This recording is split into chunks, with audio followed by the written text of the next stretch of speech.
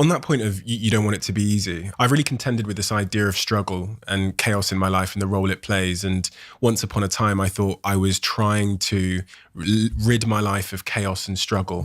I thought that's why I was trying to get rich and get the Ferrari and the blonde. I thought that would create a life free of struggle. But then I looked at some studies and I heard about this thing called gold medal depression, when Olympians come back from the Olympics and they've lost orientation.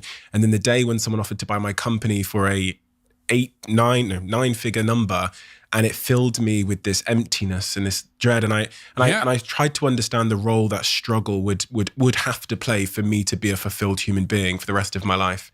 Well, the observation with regard to your company, that's a great observation. I mean, we're built to walk uphill, and when you reach the pinnacle of the hill, you want to stop and appreciate the vision, but the next thing you want is a higher hill in the distance, because it's the uphill climb that it's from the uphill climb that we derive our value. And I mean this technically.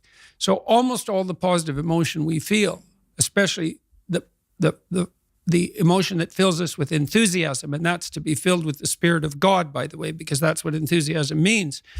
That's experienced in relationship to a goal.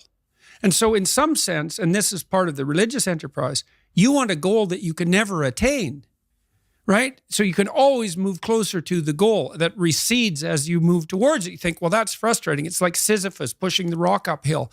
But it's not, because as you pursue that goal, you put yourself together and your life does get better and richer and more abundant. And that's why the highest levels of virtue and goal are in some sense transcendent. You want them to be above everything you're doing so you can continually move towards something that's more sublime and better. That's what you are. You're here to live, not to sleep.